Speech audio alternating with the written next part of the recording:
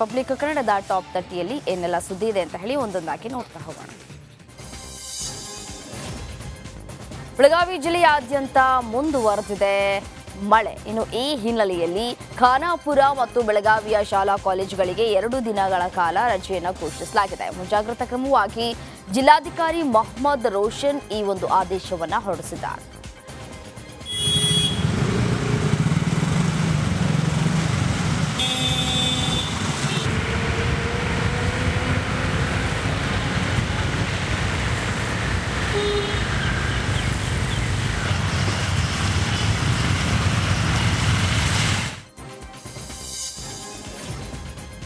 ಮಹಾರಾಷ್ಟ್ರದ ಘಟ್ಟ ಪ್ರದೇಶದಲ್ಲಿ ಧಾರಾಕಾರ ಮಳೆಯಾಗಿದೆ. ಈ ಹಿನ್ನೆಲೆ ವೇದಗಂಗಾ, ಪಂಚಗಂಗಾ, ಹಿರಣ್ಯಕೇಶಿ ಹಾಗೂ ಕೃಷ್ಣಾ ನದಿಗಳು ಉಕ್ಕಿ ಹರಿತಾ ಇದೆ.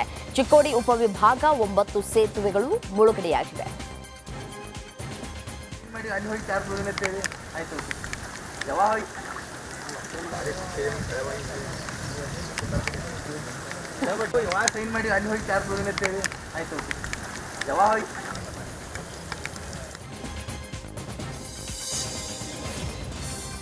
ಬೆಳಗಾವಿಯ ಜಿಲ್ಲೆಯಾದ್ಯಂತ ಸುರಿತಾ ಇರುವಂತಹ ಧಾರಾಕಾರ ಮಳೆಗೆ ನೇಕಾರನ ಮನೆ ಗೋಡೆ ಕುಸಿತಗೊಂಡಿದೆ. ಸುಳೆಭಾವಿ ಗ್ರಾಮದ ದ್ಯಾಮಪ್ಪ ನಾನಾವರ ಎಂಬುವವರ ಮನೆ ಗೋಡೆ ಕುಸಿತಗೊಂಡಿದೆ.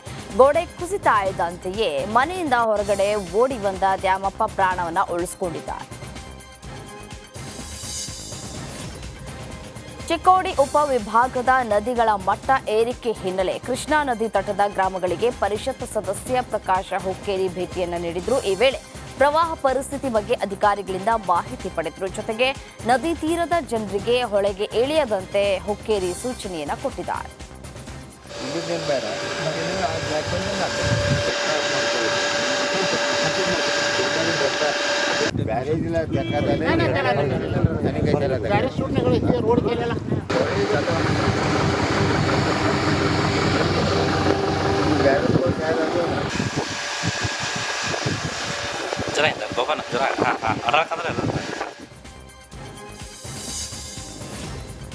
ಪುಣೆಯ ಬಿಗ್ವಾನದಲ್ಲಿರುವಂತಹ ಶ್ರೀ ಭಕ್ತಿ ಲಿಂಗ ಹವಾ ಮಲ್ಲಿನಾಥ ಆಶ್ರಮದಲ್ಲಿ ಅದ್ದೂರಿಯಾಗಿ ಗುರುಪೂರ್ಣಿಮಾ ಉತ್ಸವವನ್ನು ಆಚರಿಸಲಾಯಿತು.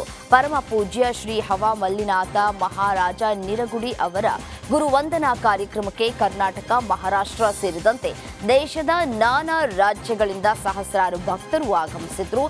ನಸುಕಿನ ಜಾವದಿಂದಲೇ ಗಂಟೆಗಟ್ಟಲೆ ಸರದಿ ಸಾಲಿನಲ್ಲಿ ನಿಂತು ಪೂಜ್ಯರಿಗೆ ಗುರುವಂದನೆ ಸಲ್ಲಿಸಿದ್ರು. ಈ ವೇಳೆ ಪರಮ ಪೂಜ್ಯರು ನಿರಂತರವಾಗಿ ಸರ್ವ ಭಕ್ತರಿಗೆ ಶಾಲು ಹೊದಿಸಿ ದರ್ಶನವನ್ನ ನೀಡಿ ಆಶೀರ್ವದಿಸಿದರು.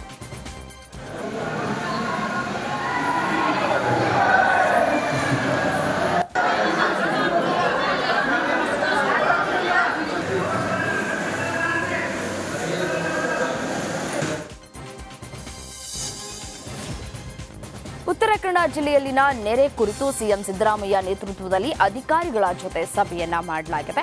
ಕಾರವಾರದ ಜಿಲ್ಲಾ ಪಂಚಾಯತ್ ಸಭಾಂಗಣದಲ್ಲಿ ನೌಕಾದಳ, ಕೆಪಿಸಿ ಹಾಗೂ ಜಿಲ್ಲಾಡಳಿತದ ಅಧಿಕಾರಿಗಳ ಸಭೆಯನ್ನ ನಡೆಸಲಾಗಿದೆ. ಈ ವೇಳೆ ಐಆರ್ಬಿ ವಿರುದ್ಧ ಕಿಡಿಕಾರಿದ ಸಿಎಂ, ಕೆಲಸ ಆಗದಿದ್ದರೂ ಟೋಲ್ ಹೇಗೆ ಸಂಗ್ರಹಿಸ್ತಾ ಇದ್ದೀರಿ ಅಂತ ಹೇಳಿ ಪ್ರಶ್ನೆಯನ್ನ ಮಾಡಿದ್ದಾರೆ. ಬೆಂಗಳೂರು ಮಂಗಳೂರು ರಾಷ್ಟ್ರೀಯ ಹೆದ್ದಾರಿ ಬಳಿ ಶಿರಾಡಿ ಘಾಟ್ನಲ್ಲಿ ಸುರಂಗ ಮಾರ್ಗ ಯೋಜನೆ ಮತ್ತೆ ಜೀವ ಪಡೆದಿದೆ. ಎಚ್ಡಿ ಕುಮಾರಸ್ವಾಮಿ ಕೇಂದ್ರ ಮಂತ್ರಿಯಾದ ಬೆನ್ನಲ್ಲೇ ಸುರಂಗ ಮಾರ್ಗದ ಬಗ್ಗೆ ಪ್ರಸ್ತಾಪಿಸಿದ್ದಾರೆ. ಶಿರಾಡಿ ಘಾಟ್ ರಸ್ತೆ ನಿರಂತರ ಕುಸಿತ, ಚತುಷ್ಪಥ ರಸ್ತೆ ನಿರ್ಮಾಣಕ್ಕೆ ಅರಣ್ಯ ನಾಶ ತಪ್ಪಿಸುವುದಕ್ಕೆ ಸುರಂಗ ಮಾರ್ಗ ಪ್ರಸ್ತಾಪಿಸಲಾಗಿದೆ. ವಿಜಯನಗರ ಜಿಲ್ಲೆಯಲ್ಲಿ ಜನರು ಮಳೆಗೆ ಹೈರಾಣರಾಗಿದ್ದಾರೆ. ಥಂಡಿ ಮಿಶ್ರಿತ ಗಾಳಿ ಜೊತೆಗೆ ಮಳೆಗೆ ಹೊಸಪೇಟೆ ಮಂದಿ ಪರದಾಡಿದ್ದಾರೆ. ಕೆಲಸ ಕಾರ್ಯಕ್ಕೆ ಹೋಗೋದಕ್ಕೆ ಬರೋದಕ್ಕೆ ಒಂದ್ ಕಡೆ ಗಾಳಿ ಮಳೆ ಕಿರಿಕಿರಿಯನ್ನ ಉಂಟು ಮಾಡ್ತಾ ಇದೆ. ಜೊತೆಗೆ ಜನರಿಗೆ ಶೀತ, ಜ್ವರ, ಇತರೆ ಅನಾರೋಗ್ಯದ ಭೀತಿ ಕೂಡ ಶುರುವಾಗಿದೆ. ಶಿವಮೊಗ್ಗ ಕೇಂದ್ರ ಕಾರಾಗೃಹದ ಮೇಲೆ ಪೊಲೀಸರು ದಾಳಿಯನ್ನ ನಡೆಸಿದ್ರು. ಮಾದಕ ವಸ್ತುಗಳು ಕೇಂದ್ರ ಕಾರಾಗೃಹದಲ್ಲಿ ಸಿಗ್ತಾ ಇದೆ ಎನ್ನುವಂತಹ ಮಾಹಿತಿಯ ಮೇಲೆ ದಾಳಿಯನ್ನ ನಡೆಸಲಾಗಿದೆ. 60ಕ್ಕೂ ಹೆಚ್ಚು ಪೊಲೀಸರು ಕೇಂದ್ರ ಕಾರಾಗೃಹದ ಮೇಲೆ ದಾಳಿಯನ್ನ ನಡೆಸಿದ್ದಾರೆ. ಶಿವಮೊಗ್ಗ ಎಸ್ಪಿ ಜಿಕೆ ಮಿಥುನ್ ಕುಮಾರ್ ನೇತೃತ್ವದಲ್ಲಿ ದಾಳಿಯನ್ನ ನಡೆಸಲಾಗಿದೆ. ಬೆಂಗಳೂರಿನ ಜೆಪಿ ನಗರದ ಕಡಬಂಸ್ ಆಸ್ಪತ್ರೆ ಇತ್ತೀಚೆಗೆ ನಡೆಸಿರುವಂತಹ ಅಧ್ಯಯನದಲ್ಲಿ ಹಲವು ಕಳವಳಕಾರಿ ವಿಚಾರ ಬೆಳಕಿಗೆ ಬಂದಿದೆ. ಒತ್ತಡ, ಕೌಟುಂಬಿಕ ಕಲಹ, ಮದ್ಯಪಾನದಿಂದ ಸಿಟಿ ಜನರ ಮಾನಸಿಕ ಆರೋಗ್ಯ ಹದಗೆಟ್ಟಿದೆ. ಮಾನಸಿಕ ಆರೋಗ್ಯದ ಚಿಕಿತ್ಸೆಗಾಗಿ ಬರುವ 30% ಜನರಿಗೆ ತುರ್ತು ಚಿಕಿತ್ಸೆಯ ಅಗತ್ಯವಿದೆ ಅಂತ ವರದಿಯಲ್ಲಿ ಹೇಳಲಾಗಿದೆ. ಈ ಎಮರ್ಜೆನ್ಸಿ ಪೇಷಂಟ್, ನಮ್ಮ ಎಮರ್ಜೆನ್ಸಿ ವಾರ್ಡ್ಗೆ ಬರೋ ಪೇಷಂಟ್ಸ್ ಅಲಾರ್ಮಿಂಗ್ ರೇಟಲ್ಲಿ ಇನ್ಕ್ರೀಸ್ ಆಗಿತ್ತು. ಅದನ್ನು ಕಂಡು ಬಂದು ನಾವು ಈ ಅಧ್ಯಯನ ಮಾಡೋಣ ಅಂತ ಡಿಸೈಡ್ ಮಾಡಿರೋದು. It was conducted over A 7-month period. About 19,000+ ಪೇಷಂಟ್ಸ್ನ ನಾವು ನೋಡಿದ್ವಿ. Common age group being 20 years to 60 years. So ಈ ಅಧ್ಯಯನ ಮಾಡಿದಾಗ ನಾವು ಕಂಡು ಬಂದಿರೋ ರಿಸಲ್ಟ್ಸ್ ಏನಂದರೆ, ಕಾಮನ್ ಏಜ್ ಗ್ರೂಪ್ ಎಮರ್ಜೆನ್ಸಿ ಅಂತ ಹೇಳಿ ಕರ್ಕೊಂಬರೋ ಪೇಷಂಟ್ಸ್ನ age group 30 to 40 years most common ಆಗಿ ಕಂಡು ಬಂದಿತ್ತು. ಪ್ಲಸ್ ಮೇಲ್ಸ್ ಒಂದು 60% ಅದರಲ್ಲಿ. ಮೂಲಭೂತ ಸೌಕರ್ಯ ಒದಗಿಸದ ಮಂತ್ರಿ ಗ್ರೂಪ್ನ ವಿರುದ್ಧ ಮಂತ್ರಿ ಸೆರೆನಿಟಿ ಅಪಾರ್ಟ್ಮೆಂಟ್ ನಿವಾಸಿಗಳು ಸಿಡಿದೆದ್ದಿದ್ದಾರೆ. ಆಡಳಿತ ಮಂಡಳಿ ವಿರುದ್ಧ ಸುಬ್ರಹ್ಮಣ್ಯಪುರ ಪೊಲೀಸ್ ಠಾಣೆಯಲ್ಲಿ ದೂರು ದಾಖಲಾಗಿದೆ. ಕಳೆದ 2 ದಿನದಿಂದ ಪವರ್ ಕಟ್ ಮಾಡಿದ್ದಾರೆ. ಲಿಫ್ಟ್ ವರ್ಕ್ ಆಗ್ತಾ ಇಲ್ಲ, ಕುಡಿಯೋದಕ್ಕೆ ನೀರಿಲ್ಲ, ಇದುವರೆಗೂ ಯಾವುದೇ ಮೂಲಭೂತ ಸೌಲಭ್ಯ ನೀಡ್ತಾ ಇಲ್ಲ ಅಂತ ದೂರಿನಲ್ಲಿ ನಿವಾಸಿಗಳು ಆರೋಪಿಸಿದ್ದಾರೆ. ಫೋನ್ ಪೇ ಸಿಇಒ ಕನ್ನಡಿಗರ ಬಳಿ ಕ್ಷಮೆಯನ್ನ ಕೇಳಿದ್ದಾರೆ. ಕನ್ನಡಿಗರ ಬಾಯ್ಕಟ್ ಅಭಿಯಾನಕ್ಕೆ ಫೋನ್ ಪೇ ಸಿಇಒ ಸಮೀರ್ ಮಂಡಿಯೂರಿದ್ದಾರೆ. ಫೋನ್ ಪೇ ಸಿಇಒ ಕನ್ನಡಿಗರ ಮೀಸಲಾತಿ ವಿರೋಧಿಸಿದ್ರು. ಇದಕ್ಕೆ ಕ್ಷಮೆಯಾಚಿಸಿ ಸ್ಪಷ್ಟನೆಯನ್ನು ನೀಡಿದ್ದಾರೆ. ಕರ್ನಾಟಕವನ್ನ ಅವಮಾನಿಸೋದು ನನ್ನ ಉದ್ದೇಶ ಆಗಿರಲಿಲ್ಲ. ನನ್ನ ಮಾತಿನಿಂದ ಯಾರಿಗಾದ್ರೂ ನೋವಾಗಿದ್ರೆ ನಾನು ನಿಜವಾಗಿಯೂ ಕ್ಷಮೆಯಾಚಿಸ್ತೇನೆ ಅಂತ. ಕನ್ನಡಿಗರಿಗೆ ಉದ್ಯೋಗ ಮೀಸಲಾತಿ ಸಂಬಂಧ ಅಭಿಪ್ರಾಯವನ್ನು ಸಂಗ್ರಹಿಸಲಾಯಿತು. ಬಯೋಕಾನ್ ಸಂಸ್ಥೆ ವಿರುದ್ಧ ಜನರು ಆಕ್ರೋಶ ವ್ಯಕ್ತಪಡಿಸಲಾಗ್ತಾ ಇದೆ. ಸಂಸ್ಥೆಯ ಹೆಸರಿನ ಬೋರ್ಡ್ಗೆ ಕಪ್ಪು ಬಣ್ಣ ಬಳಿದು ಆಕ್ರೋಶವನ್ನು ವ್ಯಕ್ತಪಡಿಸಿದ್ರು. ಉದ್ಯೋಗ ಮೀಸಲಾತಿಯನ್ನ ಕಿರಣ್ ಮಜುಮ್ದಾರ್ ವಿರೋಧವನ್ನ ಮಾಡಿದ್ರು. ಬೆಂಗಳೂರಿನಲ್ಲಿ ಫಲಕಕ್ಕೆ ಕಪ್ಪು ಮಸಿ ಬಳಿದು ಕನ್ನಡ ಪರ ಹೋರಾಟಗಾರರು ಆಕ್ರೋಶವನ್ನು ವ್ಯಕ್ತಪಡಿಸಿದ್ದಾರೆ. ವಾಣಿಜ್ಯ ನಗರಿ ಹುಬ್ಬಳ್ಳಿ ಮತ್ತೆ ಬೆಚ್ಚಿಬಿದ್ದಿದೆ. ದೇವಸ್ಥಾನದ ಪೂಜಾರಿಯನ್ನ ದುಷ್ಕರ್ಮಿಗಳು ಬರ್ಬರವಾಗಿ ಹತ್ಯೆ ಮಾಡಿದ್ದಾರೆ. ಚಾಕುವಿನಿಂದ ಇರಿದು ದೇವೇಂದ್ರಪ್ಪ ಹೊನ್ನಳ್ಳಿ ಎಂಬಾತನನ್ನ ಕೊಲೆ ಮಾಡಿ ಹಂತಕರು ಎಸ್ಕೇಪ್ ಆಗಿದ್ದಾರೆ. ವೈಷ್ಣೋ ದೇವಿ ದೇಗುಲದಲ್ಲಿ ದೇವೇಂದ್ರಪ್ಪ ಪೂಜಾರಿಯಾಗಿದ್ರು. ಈ ಸಂಬಂಧ ನವನಗರ ಠಾಣೆಯಲ್ಲಿ ಪ್ರಕರಣ ದಾಖಲಾಗಿದೆ. ದೇವಸ್ಥಾನದ ಪೂಜಾರಿ ಕೊಲೆ ಪ್ರಕರಣಕ್ಕೆ ಸಂಬಂಧಪಟ್ಟಂತೆ ಘಟನಾ ಸ್ಥಳಕ್ಕೆ ಪೊಲೀಸ್ ಆಯುಕ್ತ ಎನ್ ಶಶಿಕುಮಾರ್ ಭೇಟಿಯನ್ನ ನೀಡಿ ಪರಿಶೀಲನೆ ನಡೆಸಿದ್ದಾರೆ. ಬಳಿಕ ಮಾತನಾಡಿದ ಅವರು, ಬ್ಲಾಕ್ ಮ್ಯಾಜಿಕ್ ಇತ್ಯಾದಿ ಮಾಡ್ತಾ ಇದ್ದ ಮಾತು ಕೇಳಿ ಬಂದಿದೆ. ಆದರೆ ಕೊಲೆಗೆ ನಿಖರ ಕಾರಣ ಏನು ಅನ್ನೋದು ತಿಳಿದು ಬಂದಿಲ್ಲ. ಓರ್ವ ವ್ಯಕ್ತಿಯಿಂದ ಕೃತ್ಯ ನಡೆದಿದೆ ಎಂಬ ಮಾಹಿತಿ ಲಭ್ಯವಾಗಿದೆ. ಆರೋಪಿ ಬಂಧನಕ್ಕೆ ಪ್ರತ್ಯೇಕ ತಂಡವನ್ನು ರಚಿಸಲಾಗಿದೆ. ಆದಷ್ಟು ಬೇಗ ಆರೋಪಿಯನ್ನ ಬಂಧನ ಮಾಡ್ತೇವೆ ಅಂತ. ಅನ್ನೋಂಥ ಒಂದು ಟೆಂಪಲ್ ಇರುತ್ತೆ. ಈ ಟೆಂಪಲಲ್ಲಿ ಅರ್ಚಕರಾಗಿ ಮತ್ತು ಈ ಟೆಂಪಲನ್ನು ಪ್ರಾರಂಭ ಮಾಡಿದಂಥವರು ದೇವೇಂದ್ರಪ್ಪ ಮಹಾದೇವಪ್ಪ ಹೊನ್ನಳ್ಳಿ ಅಂತ. ಇದು ವಯಸ್ಸು ಸುಮಾರು 63 ವರ್ಷ ಇದೆ. ಇವತ್ತು ಸಂಜೆ ಎಕ್ಸಾಕ್ಟ್ ಸಮಯ ಇನ್ನೂ ಗೊತ್ತಾಗಬೇಕಾಗಿದೆ. 7 ರಿಂದ 8 ಗಂಟೆ ಒಳಗಡೆ ಅನ್ನುವಂಥದ್ದು ಸದ್ಯದ ನಮ್ಮ. ಆನೇಕಲ್ನಲ್ಲಿ ಮಚ್ಚು ಹಿಡಿದು ಪುಂಡರು ಪುಂಡಾಟವನ್ನು ನಡೆಸಿದ್ದಾರೆ. ಹೊಸೂರು ರಸ್ತೆಯಲ್ಲಿ ಘಟನೆ ನಡೆದಿದೆ. ದ್ವಿಚಕ್ರ ವಾಹನದಲ್ಲಿ ಬಂದಿದ್ದಂತಹ 6 ಜನರ ಗುಂಪು ಯುವಕನೊಬ್ಬನನ್ನ ಅಟ್ಟಾಡಿಸಿಕೊಂಡು ಬಂದಿದ್ದಾರೆ. ಆದರೆ ಯುವಕ ಎಸ್ಕೇಪ್ ಆಗ್ತಾ ಇದ್ದಂತೆ ಸಿಕ್ಕ ವಾಹನಗಳನ್ನು ಪುಡಿ ಮಾಡಿದ್ದಾರೆ.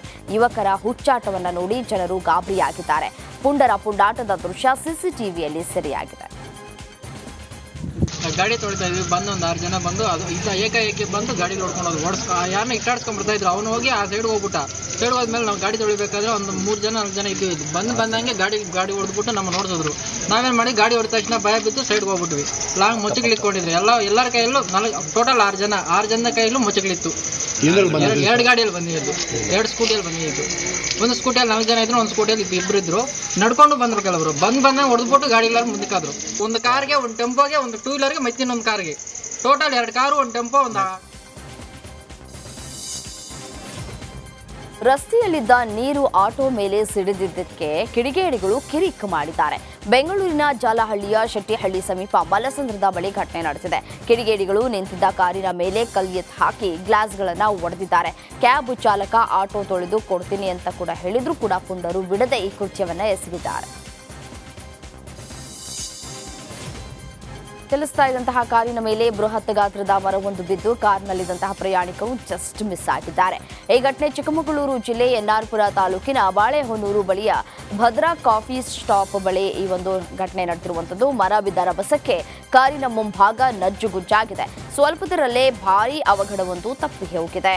ಈ ಘಟನೆಯಿಂದಾಗಿ ಚಿಕ್ಕಮಗಳೂರು ಶೃಂಗೇರಿ ಹೆದ್ದಾರಿ ಸಂಚಾರ ಅಸ್ತವ್ಯಸ್ತವಾಗಿದೆ.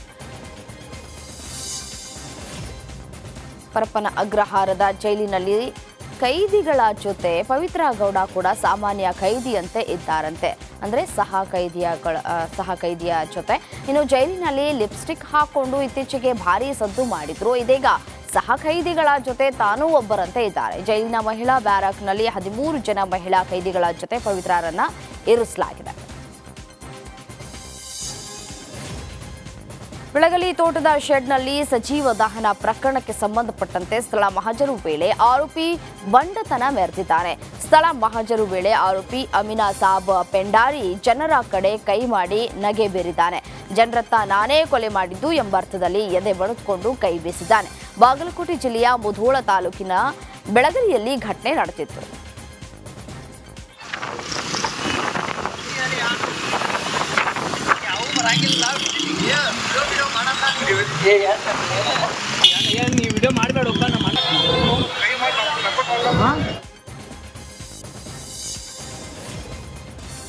ಮಂಡ್ಯ ಜಿಲ್ಲೆ ಕೆಆರ್ಎಸ್ಗೆ ಡಿಸಿಎಂ ಡಿಕೆ ಶಿವಕುಮಾರ್ ಭೇಟಿ ನೀಡಲಿದ್ದಾರೆ. ಭರ್ತಿಯಾಗಿರುವ ಕನ್ನಂಬಾಡಿ ಅಣೆಕಟ್ಟೆ ವೀಕ್ಷಣೆ ಮಾಡಲಿದ್ದಾರೆ. 8 ಗಂಟೆಗೆ ಕೆಆರ್ಎಸ್ಗೆ ಡಿಕೆ ಶಿವಕುಮಾರ್ ಆಗಮಿಸಲಿದ್ದಾರೆ. ಡ್ಯಾಂ ವೀಕ್ಷಣೆ ಬಳಿಕ ಅಧಿಕಾರಿಗಳೊಂದಿಗೆ ಸಭೆಯನ್ನು ನಡೆಸಲಿದ್ದಾರೆ. ಕಾವೇರಿ ಮಾತೆಗೆ ಬಾಗಿನ ಅರ್ಪಣೆ ಕಾರ್ಯಕ್ರಮದ ಬಗ್ಗೆ ಚರ್ಚೆಯನ್ನ ನಡೆಸಲಿದ್ದಾರೆ. ಕೆಆರ್ಎಸ್ ಡ್ಯಾಂನಿಂದ ಭಾರೀ ಪ್ರಮಾಣ ನೀರು ಬಿಡುಗಡೆ ಮಾಡಲಾಗಿದೆ. ಕಾವೇರಿ ನದಿ ಪಾತ್ರದ ಪ್ರವಾಸಿ ತಾಣಗಳಲ್ಲಿ ಪ್ರವಾಹದ ಭೀತಿ ಎದುರಾಗಿದೆ. ವಿಶ್ವ ಪ್ರಸಿದ್ಧ ರಂಗನತಿಟ್ಟು ಪಕ್ಷಿಧಾಮಕ್ಕೂ ಜಲಾವೃತ ಆತಂಕ ಎದುರಾಗಿದೆ. ಹೀಗಾಗಿ ಮುಂಜಾಗ್ರತಾ ಕ್ರಮವಾಗಿ ಪಕ್ಷಿಧಾಮಕ್ಕೆ ಪ್ರವಾಸಿಗರ ಪ್ರವೇಶವನ್ನು ಜಿಲ್ಲಾಡಳಿತ ನಿರ್ಬಂಧಿಸಿದೆ. ಅರಣ್ಯ ಸಚಿವರ ತವರು ಜಿಲ್ಲೆ ಬೀದರ್ನಲ್ಲಿ ವನ್ಯಜೀವಿಗಳ ಕಾಟಕ್ಕೆ ರೈತರು ಹೈರಾಣರಾಗಿದ್ದಾರೆ. ಸಾಲ ಸೋಲ ಮಾಡಿ ಬಿತ್ತನೆ ಮಾಡಿದ ರೈತರ ಬೆಳೆಗಳನ್ನು ವನ್ಯಜೀವಿಗಳು ತಿಂತಿವೆ. ಹೀಗಾಗಿ ಬೆಳೆ ಹಾನಿ ಪರಿಹಾರಕ್ಕೆ ರೈತರು ಆಗ್ರಹಿಸಿದ್ದಾರೆ. ಕರ್ನಾಟಕ ವಿಕಾಸ ಗ್ರಾಮೀಣ ಬ್ಯಾಂಕ್ ಮ್ಯಾನೇಜರ್ ಭಾರೀ ವಂಚನೆ ಪ್ರಕರಣ ದಾಖಲಾಗಿದೆ. ಅವರ ವಿರುದ್ಧ ಮುಗ್ಧ ರೈತರಿಗೆ ಕೋಟಿ ವಂಚನೆ ಮಾಡಿರುವ ಕೇಸ್ ಇದೀಗ ಸಿಐಡಿ ಅಂಗಳಕ್ಕೆ ತಲುಪಿದೆ. ಇತ್ತ ಬ್ಯಾಂಕ್ ಮ್ಯಾನೇಜರ್ ವಿರುದ್ಧ ರೈತರು ಬೀದಿಗಿಳಿದಿದ್ದಾರೆ.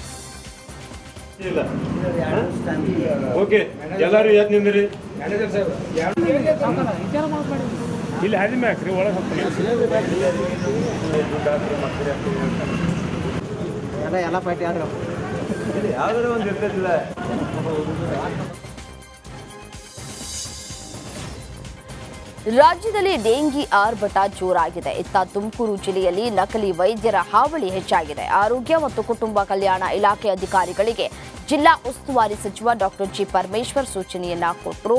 ನಕಲಿ ವೈದ್ಯರ ಕಡಿವಾಣಕ್ಕೆ ಬ್ರೇಕ್ ಬಿದ್ದಿಲ್ಲ. ಕಳೆದ ಕೆಲ ದಿನಗಳ ಹಿಂದೆ ಡಿಸಿ ಕಚೇರಿಯಲ್ಲಿ ನಡೆದ ಜಿಲ್ಲಾ ಮಟ್ಟದ ಅಧಿಕಾರಿಗಳ ಸಭೆಯಲ್ಲಿ ಸಚಿವರು ನಕಲಿ ವೈದ್ಯರ ಹಾವಳಿಗೆ ಬ್ರೇಕ್ ಹಾಕುವಂತೆ ಡಿಎಚ್ಒಗೆ ಖಡಕ್ ಆಗಿ ವಾರ್ನಿಂಗ್ ಕೊಟ್ಟಿದ್ರು.